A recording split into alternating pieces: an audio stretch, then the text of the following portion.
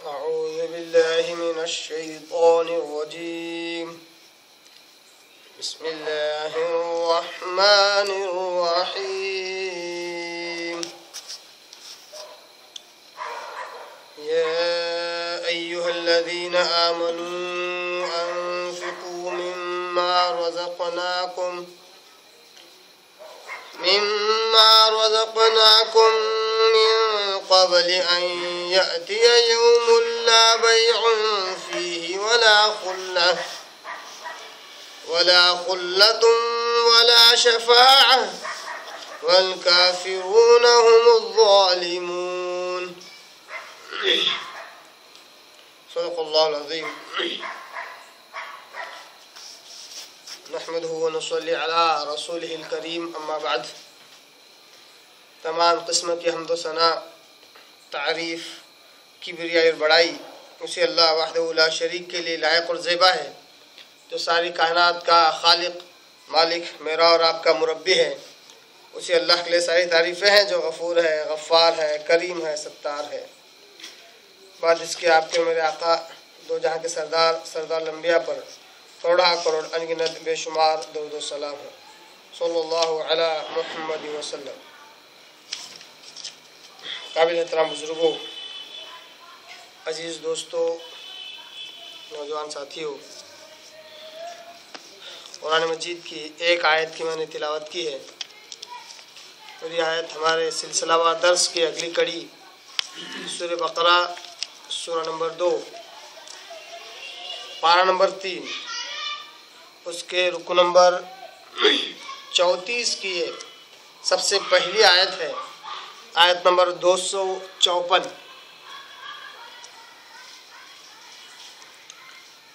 आयत का जो मजमून है, इससे पहले मजमून हम सुन चुके हैं। कुरान मजीद की जो आयत सूरह बकरा सूरा नंबर 2 की आयत नंबर 3 के हवाले से,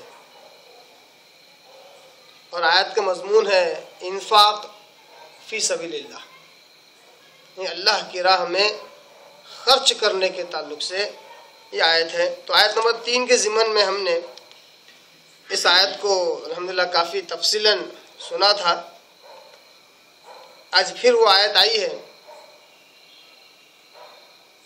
मगर आयत छोटी है और बातें बड़ी जामा है इसमें, इसलिए आज इस आयत को एक नए और अनोखे अंदाज से हम इस आयत को समझते हैं। ये जो आयत है, आयत नंबर 254, इसकी एक एक टुकड़े को, एक एक लफ्ज़ को लेते हैं और उसका तज्जिया करते हैं, उसका एनालिसिस करते हैं, और फिर उस पर से जो अहकामात, मसाइल जो निकलते हैं, उसको हम जानेंगे।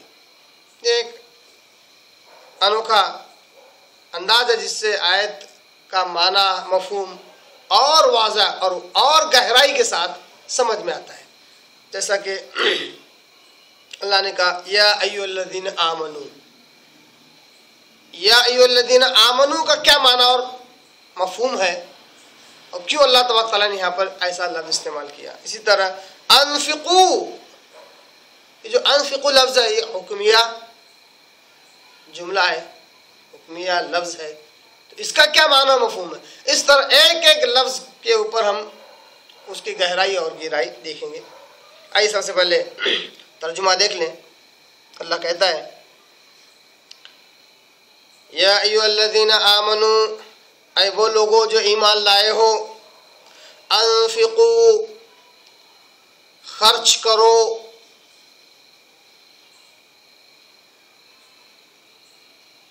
मिम्मा रज़क़नाकुम, उसमें से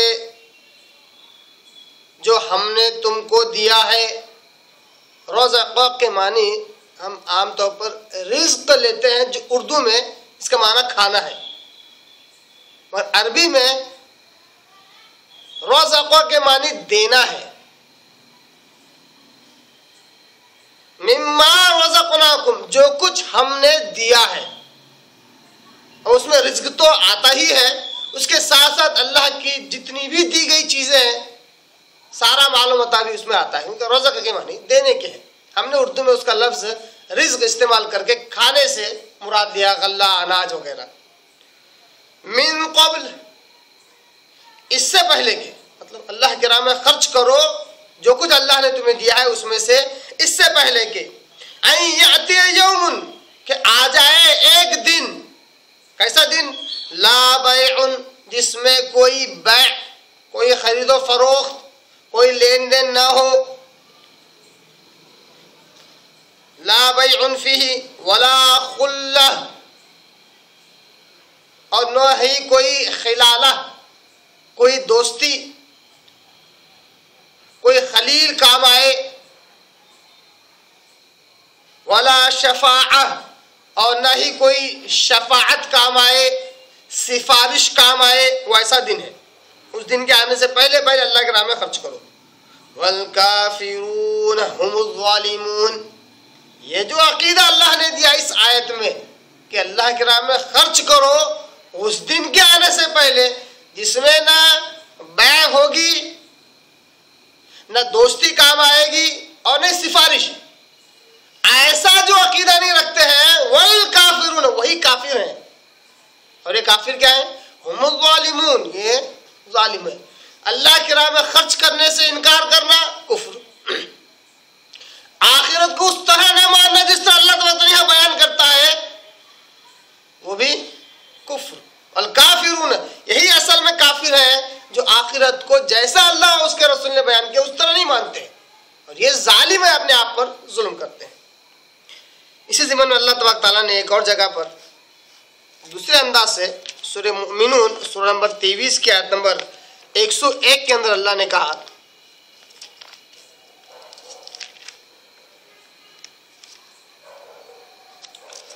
फ़इज़ा नुफ़िख़ फ़िस्सूर फ़ला अंसाब बैनहुम यौमइज़िन वला यतसाअलून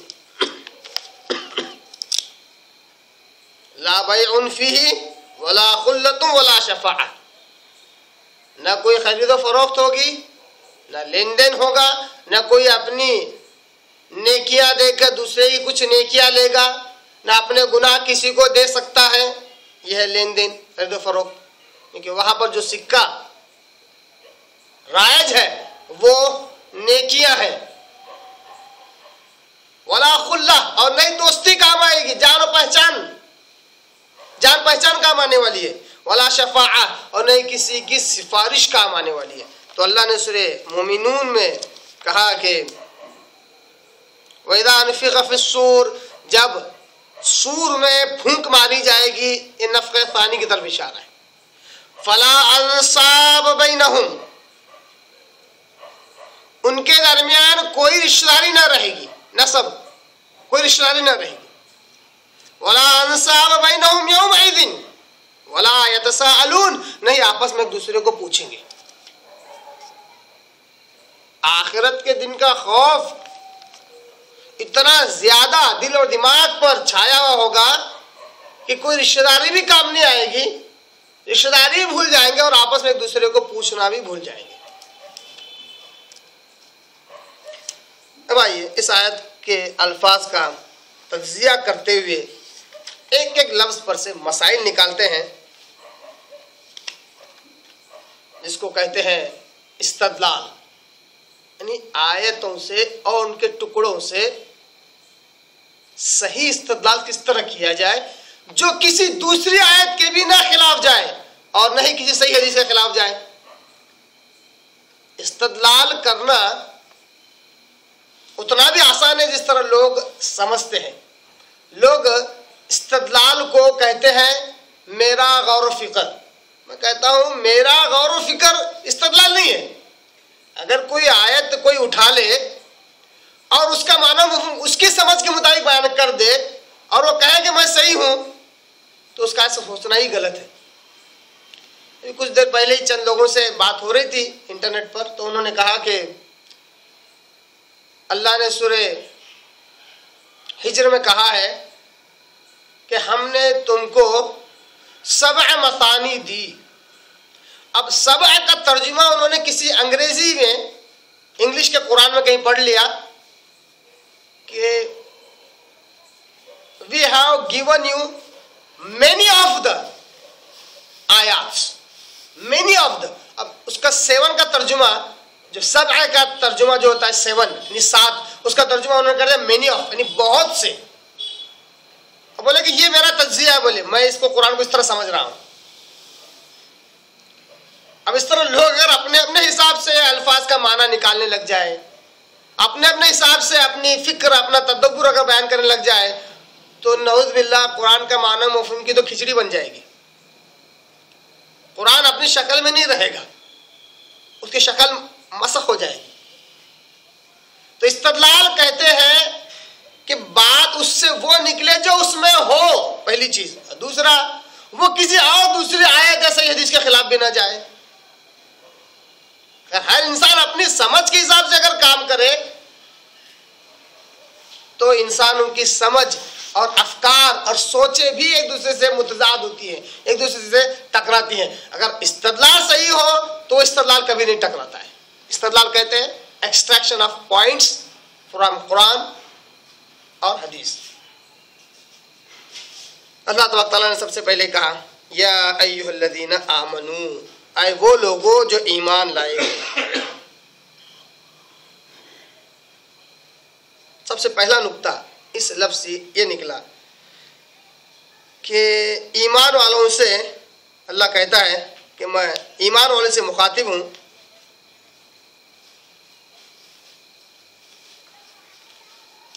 अल्लाह ताला ऐ ईमान वालों से सबसे पहले किससे मुखातिब है? ईमान वालों से मुखातिब है जो ईमान वाले हैं, पहली चीज। दूसरी चीज, ईमान वाले को काफिर नहीं कहना चाहिए। अगर किसी ने किसी ईमान वाले को काफिर कहा या कुफ्र का फतवा लगाया और उसके अंदर वो कुफ्र ना हो और वो काफिर ना हो, तो हदीस में आता है कि वो कुफ्र उस पर पलट कर आता है। ये मसला हमने इस टुकड़े से कैसे निकाला? अल्लाह ने ईमान वालों को ऐ ईमान वालों कहा, वरना जबकि ईमान वाले खुद इंसान भी हैं, तो अल्लाह ये क्यों नहीं कहता कि या अय्युहन्नास?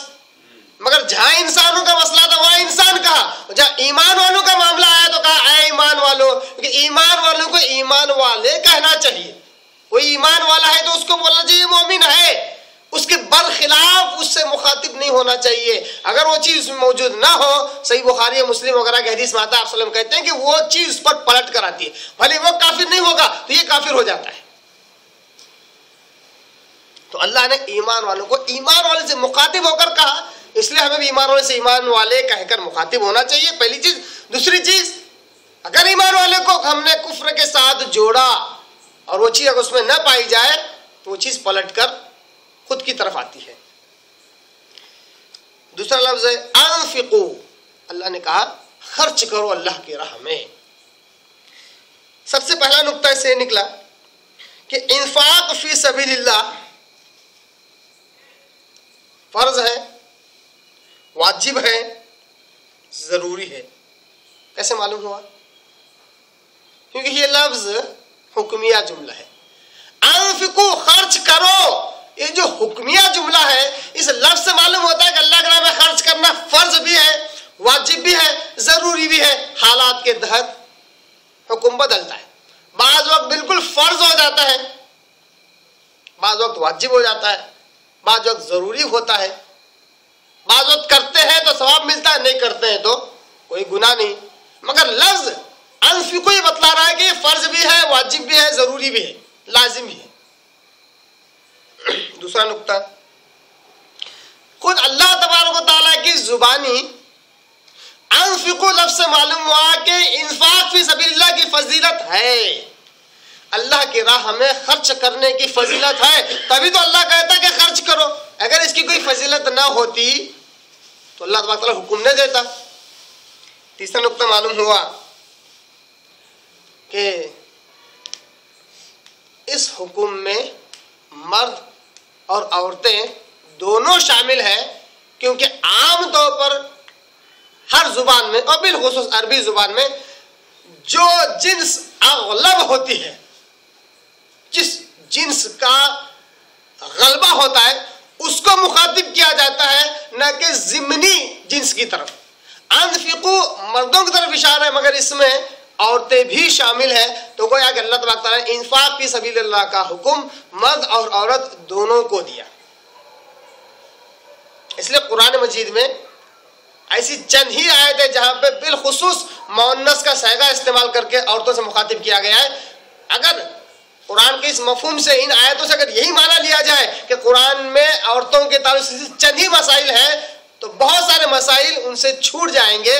उन पर रोज़ा रखना भी फ़र्ज नहीं होगा, नमाज़ें पढ़ना भी फ़र्ज नहीं होगा। इसलिए जहाँ की भी अल्लाह ने मर्दों से मुखातिबत की, उसमें औरतें भी शामिल हैं, इस उसूल के मुताबिक कि जो जिस जिन्स का, जिस जेंडर का गलबा होता है, उससे मुखातिब किया जाता है। इसकी मिसाल ऐसी है जैसे कि अगर क्लास टीचर कोई हुक्म दे और मुखातिबत करे क्लास के मॉनिटर को, इसका मतलब ये नहीं होता है कि सिर्फ क्लास का जो मॉनिटर होता है वही एक इस जिम्मन में आएगा। क्लास के मॉनिटर को हुक्म देने का मतलब है सारे तलबा उसके जिम्मन में आ जाते हैं। उसके बाद जो लफ्ज है मिम्मा। मिम्मा के मानी इसमें से, उसमें से। इससे क्या क्या मसाइल निकलते हैं? सबसे पहला मसला जो निकला वो ये, अल्लाह जो कहता है पूरा खर्च नहीं करना है। सबसे पहला मसला क्या निकला? जो कुछ हमने तुमको दिया है उसमें से पूरा खर्च नहीं करना। मिम्मा ने उसमें से जो हमने दिया है, it is part and partial of what I have given you. मैंने जो कुछ दिया उसमें से तुमको निकालना है। पूरा जो मैंने दिया सब अल्लाह के नाम में खर्च करना, ये अकीदा ही गलत है, ये सोच ही गलत है। जो लोग ये कहते हैं कि अल्लाह जितना दिया मैं सब लुटा डालता हूं, ये मुनासिब नहीं है, इस्लाम के खिलाफ सोच है। आप सल्लल्लाहु अलैहि वसल्लम ने भी कभी ऐसा नहीं किया, इल्ला माशाअल्लाह कुछ ना कुछ अपने घर वालों के लिए रखते थे। अगर कुछ अहादीस, कुछ अमल आप सल्लल्लाहु अलैहि वसल्लम के मिलते हैं तो आप सल्लल्लाहु अलैहि वसल्लम कहते हैं कि मुझे अल्लाह खिलाता है, पिलाता है, तुम मुझ जैसे नहीं हो, मैं तुम जैसा नहीं हूं। इस्लाम का आम हुक्म यह है कि जो कुछ अल्लाह दे उसमें से खर्च करना है, पूरा नहीं खर्च करना है। तो उसके अंदर जो भी तरजीहात है, जो भी प्रेफरेंसेस है, वो भी अपनी जगह पर है कि सबसे पहले अपने घर वालों पर खर्च करे, अपनी बीवी बच्चों पर खर्च करे, अपने माँ बाप वालिदैन पर खर्च करे, उसके बाद फिर करीबी रिश्तेदारों पर खर्च करे, उसके बाद दूर के रिश्तेदारों पर खर्च करे, उसके बाद करीबी जो पड़ोसी उन पर खर्च करे, उसके बाद जो दूर के पड़ोसी उन पर खर्च करे, उसके बाद मांगने वालों की बारी आते हैं उन पर भी खर्च करे। ये तरजीहात भी अल्लाह ने बयान की है। तो मालूम हुआ कि जो कुछ अल्लाह ने दिया है उसमें से खर्च करना है और कुछ ना कुछ खर्च करना है। मिम्मा लफ्ज उसमें से कुछ ना कुछ भी आता है और उसमें से थोड़ा खर्च करने के ताल्लुक से आता है, पूरा नहीं। दूसरा नुक्ता क्या निकला?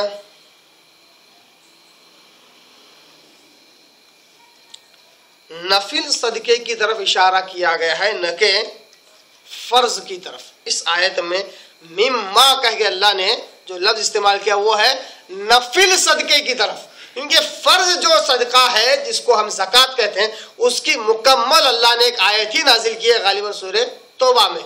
यहाँ पर जो है नफिल सदके की तरफ अल्लाह ने इशारा किया मिम्मा कहकर।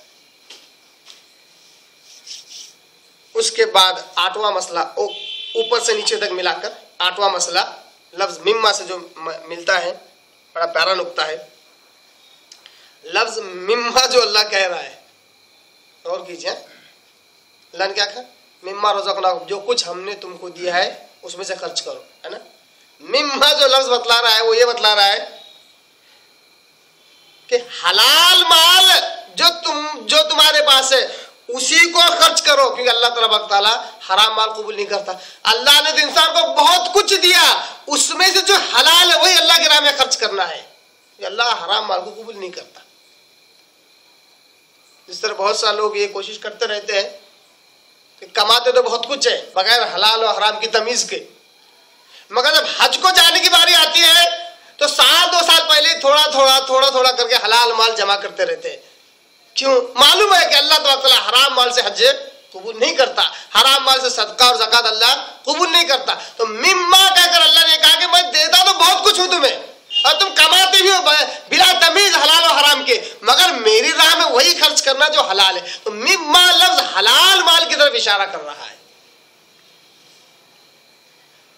अब आइए लफ्ज रज़क़नाकुम की तरफ चलते हैं, जो कुछ हमने तुमको दिया। इससे पहला मसला, नवा मसला ये निकला कि रज़क़नाकुम, अल्लाह ताला ये अकीदा दे रहा है कि इंसानों जो कुछ तुम्हारे पास है वो हमारा दिया हुआ है। वो है कि हमारे पास जितना कुछ भी है वो सब का सब अल्लाह का दिया हुआ है। हमारी कोई जाती सलाहियत, कोई कमाल और फन की वजह से हमारे पास हमारा माल नहीं है। इसे अल्लाह ने कुरान में दूसरे मकामात पर ही कहा कि जो कारून है उसके बाद बहुत खुश था, उसने ये कहा कि ये सब कुछ मेरी कमाई की वजह से, मेरी मेहनत और मेरी अकल, मेरी समझ की वजह से ये सारा माल आज मेरे पास है, ये मेरा माल है। अल्लाह ने उसको जमीन में धसा दिया। उसके घमंड, उसके तकब्बुर और मैं पने की वजह से, और कहा कि ये मेरी सलाहियत का नतीजा है, मेरी अकल और समझ का नतीजा कि सारा माल मेरे पास जमा हो गया। तो अल्लाह ने उसको जमीन में धसा दिया। तो रज़क़नाहुम लफ्ज ये अकीदा दे रहा है, ये सोच दे रहा है कि जो कुछ हमारे पास है वो अल्लाह का दिया हुआ है। मसला नंबर 10 क्या मालूम हुआ?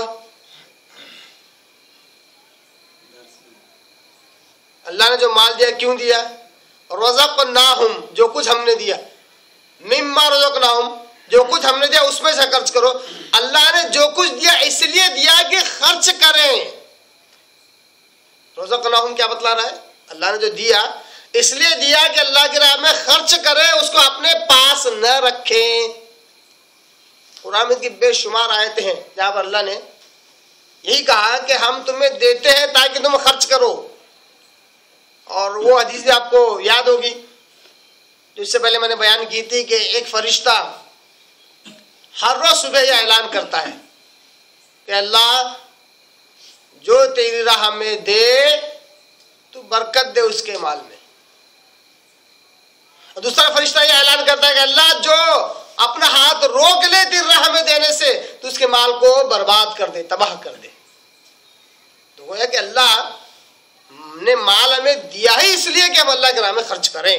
तो लफ्ज रज़क़नाकुम ये बतलाता है कि अल्लाह ने जो दिया है उसको खर्च करना है। अल्लाह ने खर्च करने के लिए ही हमें माल दिया है, न कि कंज और खजाना बनाने के लिए।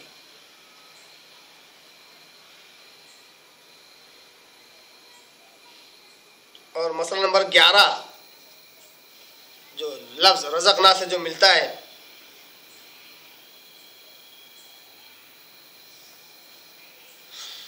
बड़ा प्यारा अकीदा है, बड़ा प्यारा इस्तेदलाल है।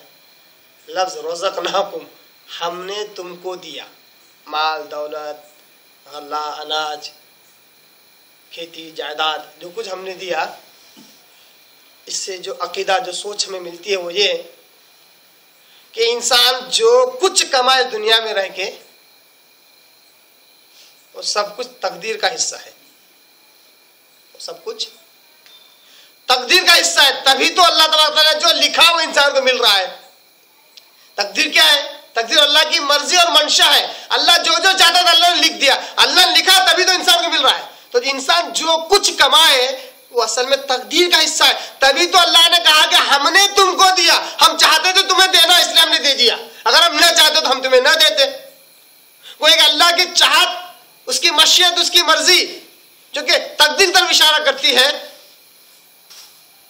उसको अल्लाह ने कहा कि हमने तुमको दिया है। तो लफ्ज रज़क़नाकुम तकदीर की तरफ इशारा करता है कि इंसान जो कुछ कमाए वो तकदीर का हिस्सा है। अब चलते हैं लफ्ज मिन क़ब्ल की तरफ, यानी इससे पहले। इससे जो बात मालूम हुई वो ये है कि अल्लाह तबारक तआला इस लफ्ज से मिन क़ब्ल में इंतिबाह कर रहा है, मुतनब्बा कर रहा है, आगाह कर रहा है, अलर्ट कर रहा है। मिन क़ब्ल कहकर अल्लाह तबारक तआला इंसानों को आगाह कर रहा है, ईमान वालों को बिलखुसूस आगाह कर रहा है। मिन क़ब्ल, इससे पहले के, ये कहकर अल्लाह तबारक तआला इंतिबाह कर रहा है। 13वां मसला मालूम हुआ कि अल्लाह तबारक तआला मौके का फायदा उठाने के लिए कह रहा है। मिन क़ब्ल लफ्ज़ इस्तेमाल करके अल्लाह तबारक तआला मोमिनों को कहता है कि मौके का फायदा उठाओ। अब जो मौका है तुम्हारे पास, अब जो तुम जिंदा है, इस जिंदगी का फायदा उठाओ और अल्लाह के राह में खर्च करो। मिन क़ब्ल कहकर अल्लाह तबारक तआला यह अक़ीदा देता है कि मौके का फायदा उठाओ। फिर मसला नंबर 14 मालूम हुआ कि अब जो वक्त मिला है इसको गनीमत जानो। क्यों? उसके आगे वही है, आई आती है कि आ जाए वो दिन, इससे पहले के वो दिन के आ जाने से पहले गोया कि अब जो वक्त मिला है इसको गनीमत जाने, इसको नेमत जाने, इसका शुक्र अदा करें। जो अल्लाह ने दिया वक्त, उस वक्त का फायदा उठाकर अल्लाह के राह में खर्च करें। मसला नंबर 15 मालूम हुआ कि मिन क़ब्ल से अल्लाह तबारक तआला लफ्ज़ मिन क़ब्ल से अल्लाह की पकड़ से अल्लाह तबारक तआला डरा रहा है। अंदाज़ बयां कुरान का ऐसा है, मिन क़ब्ल कहकर अल्लाह ताला अपनी पकड़ से डरा रहा है कि देखो आज जो छूट मिली है इसमें आराम मत करना, आज जो छूट मिली है इसमें ऐश और इशरत में मत खोना। मिन क़ब्ल कहकर अल्लाह तबारक तआला कहता है कि मेरी पकड़ बड़ी सख्त है, मेरी पकड़ से डरो। अल्लाह तबारक तआला डरा रहा है अपनी पकड़ से। लफ्ज़ आई यअती यौमुन, कि आ जाए वो दिन, अतिया यानी आना, कि आ जाए वो दिन, ये कहकर अल्लाह तबारक तआला मसला नंबर 16 ये बतला रहा है कि आखिरत का दिन यकीनी है। आखिरत के दिन का यकीनी होने को अल्लाह तबारक तआला बतला रहा है अतिया कहकर, यानी आ जाए वो दिन। मतलब अल्लाह तबारक तआला इतना गारंटी के साथ कह रहा है कि देखो वो दिन आने से पहले पहले अपनी तैयारी कर लो। वो दिन तो आना ही है, इसमें कोई दो राय नहीं है। इसीलिए मैं तुम्हें मुतनब्बा कर रहा हूं, इंतबा कर रहा हूं कि उसके आने से पहले तुम तैयारी कर लो, अल्लाह के राह में खर्च करो। तो आखिरत के दिन को यकीनी बतला रहा है। दूसरा एक अकीदा अल्लाह तबारक तआला और सोच जो दे रहा है इस आयत से, इसको मैं अंग्रेजी में बोल रहा हूं, no chance for further deeds. यानी आ जाए वो दिन, इससे पहले खर्च करो, मतलब no chance for further deeds. जब वो दिन आ जाए, वो कयामत का दिन आ जाए, वो आखिरत दिन आ जाए, तो फिर कोई मौका नहीं है कोई अमल करने का। वो दिन के आने से पहले जो कुछ तुम कर सकते करो, वो दिन आ जाने के बाद कोई मौका नहीं रहेगा अमल करने के लिए। No chances, no further chances for deeds. मसला नंबर 18 मालूम हुआ कि अकीदे आखिरत की तौफीक और उसकी तरहीब अल्लाह तआला बयान कर रहा है ऐ अतिया कहकर। अकीदे आखिरत की तौफीक मतलब उसकी सच्चाई बयान कर रहा है कि अकीदे आखिरत है, और उसकी तरहीब बयान कर डरा रहा है। ये अतिया अंदाज़ बयान भी देखिए ना, ये अतिया कहकर अल्लाह ताला डरा रहा है कि देखो वो दिन जरूर आएगा, उससे डरो। तरहीब, डरा रहा है अल्लाह ताला। ला बैउन फीही, यानी उस दिन, आखिरत के दिन कोई खरीदो फरोख्त ना होगा।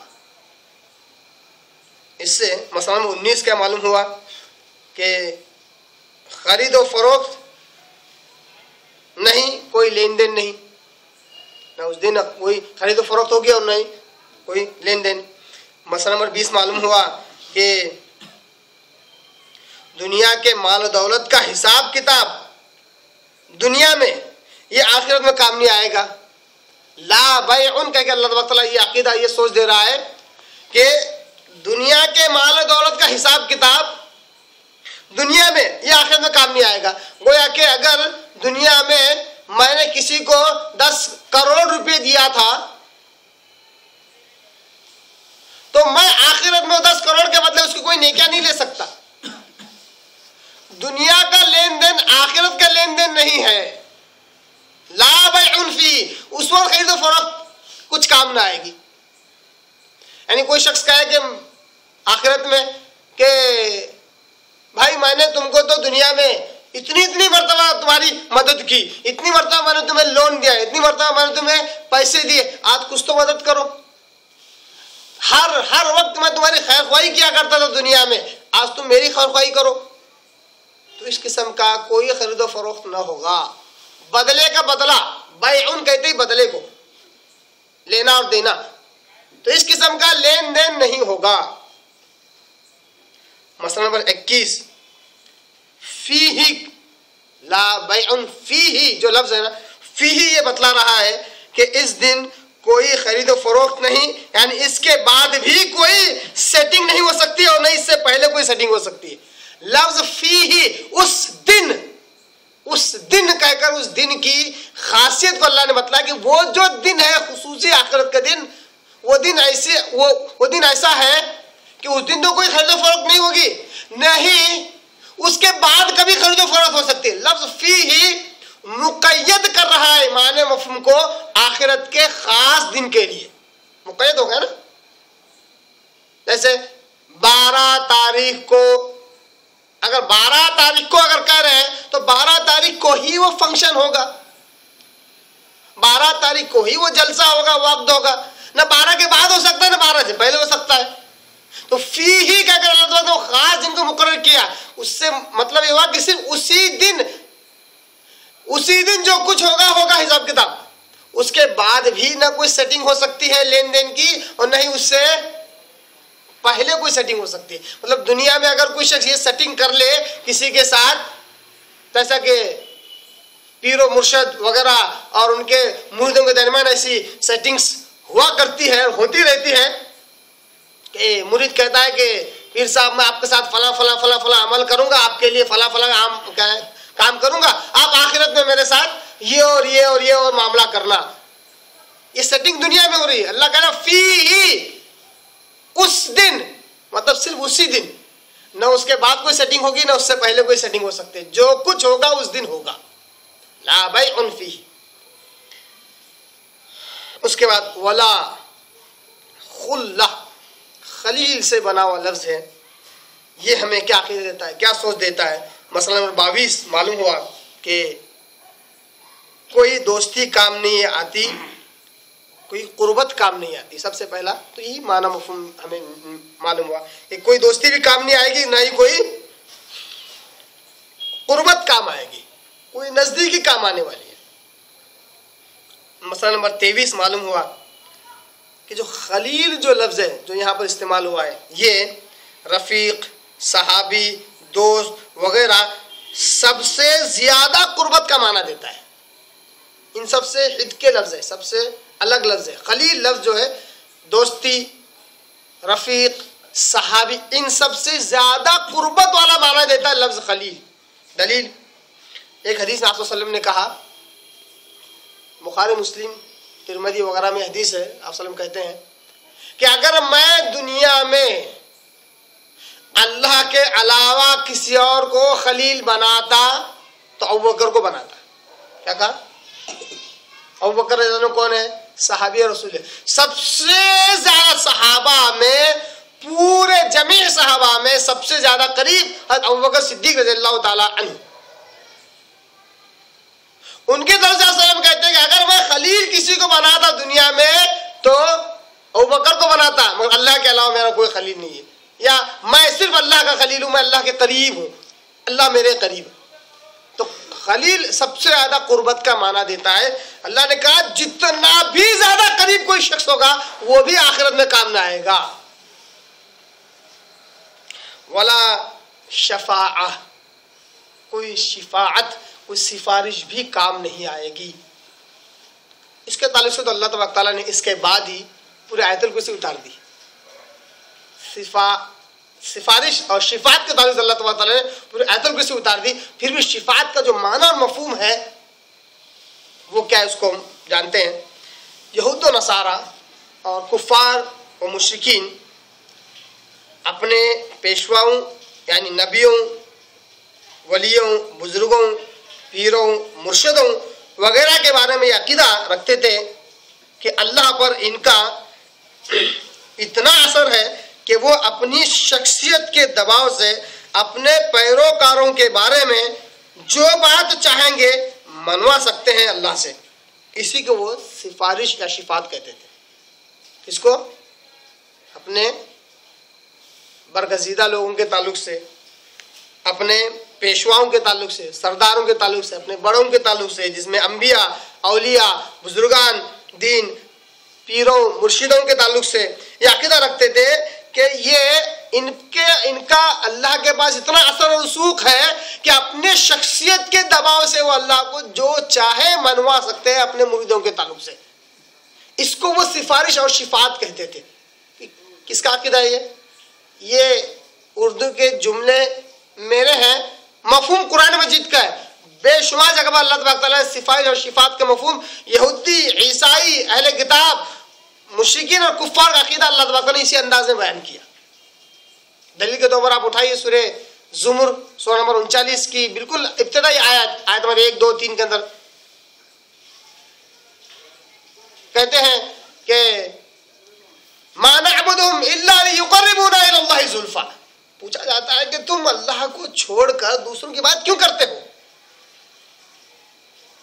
अल्लाह को छोड़कर दूसरों की बात क्यों करते हो? दूसरों के आगे सिजदा रेज़ क्यों होते हो? दूसरों से मदद क्यों मांगते हो? मन्नत मुरादे क्यों मांगते हो? तो कहा मा नअबुदुहुम, कहते हैं अरे बेवकूफो, हम उनकी बात नहीं करते हैं। तुम क्या समझ रही बात कर रहे हैं हम? मा नअबुदु, हम उनकी बात नहीं करते हैं।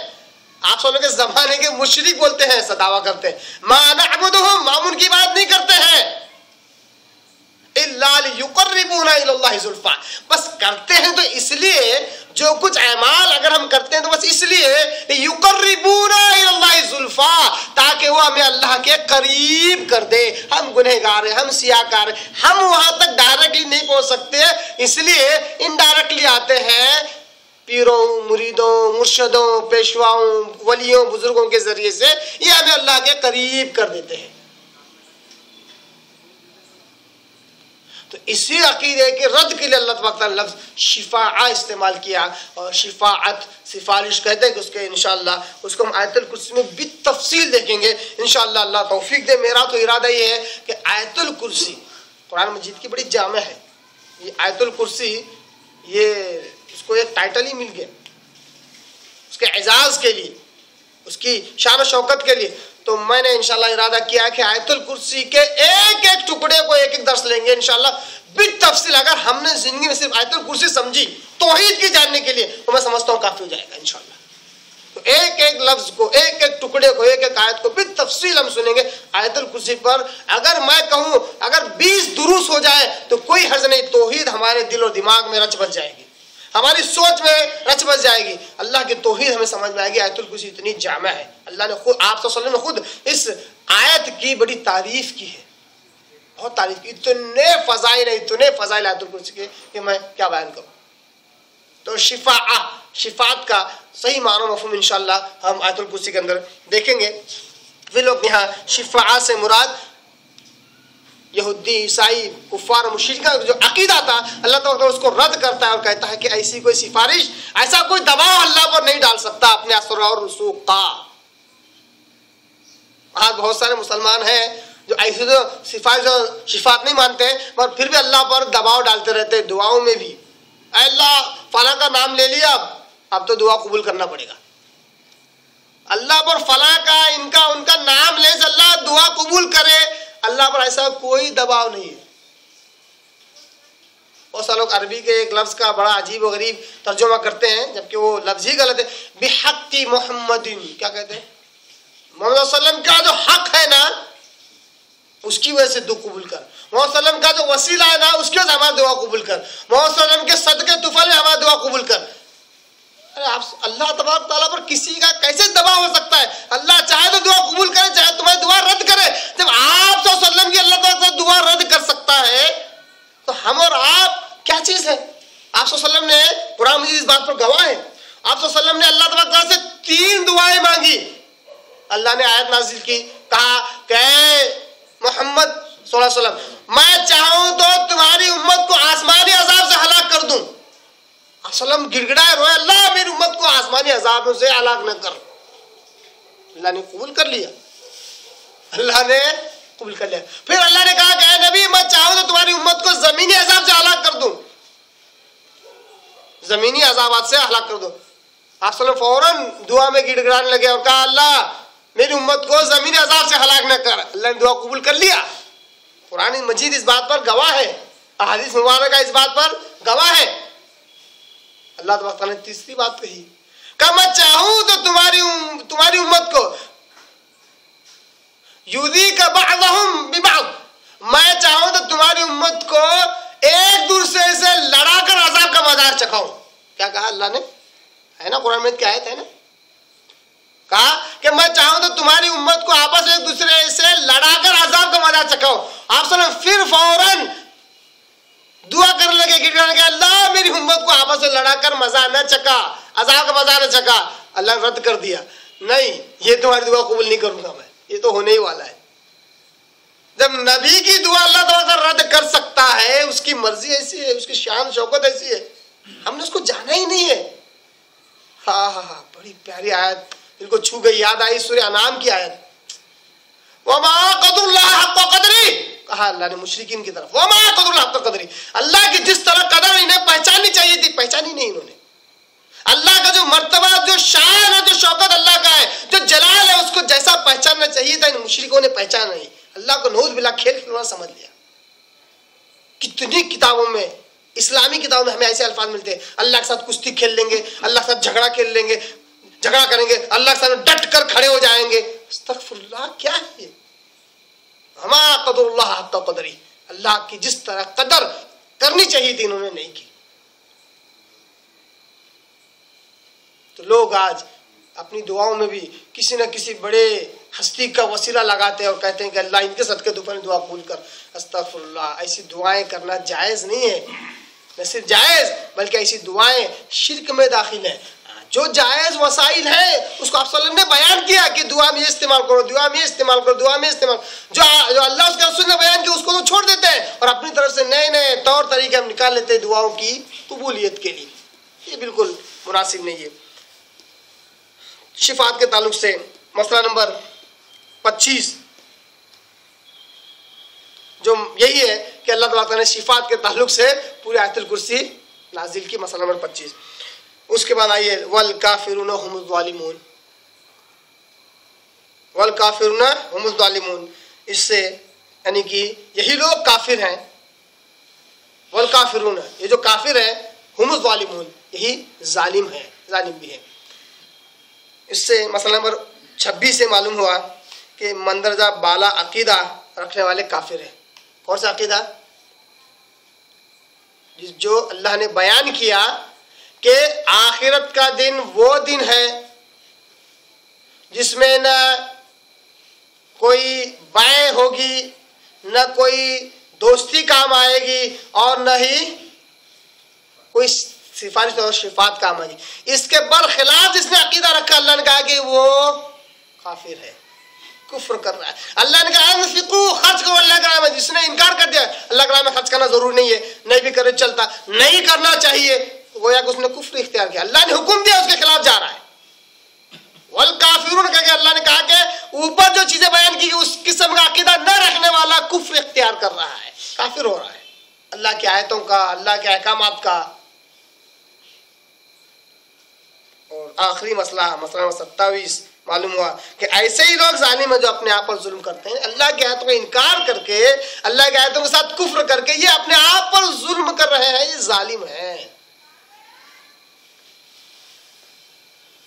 ये थी सूरह बकरा सूरह नंबर 2 पारा नंबर 3 की रुकू नंबर 34 की आयत, आयत नंबर 254, जिसके एक एक लफ्ज़ पर हमने भी तफसील अल्हम्दुलिल्लाह मसाइल देखे और आप देख सकते हैं कि एक एक लफ्ज़ पर जो मसाइल आपके आगे बयान किए गए वो वही मसाइल जो उस लफ्ज़ से निकल सकते थे। कोई ऐसा मसला हमने नहीं निकाला जो उसमें वो माना और मफहूम न पाया जाता हो। अल्हम्दुलिल्लाह इसके सबूत में हमने कुरान में की दूसरी आयतें भी हमने ली और अहादीस मुबारक का भी हमने सहारा लिया ताकि मफहूम और उसका जो अकीदा और जो सोच उससे मिलती है वो वाज़ेह और पुख्ता हो। अल्लाह से दुआ करता हूं अल्लाह ताला हमें कुरान को सही समझने की तौफीक अता फरमाए।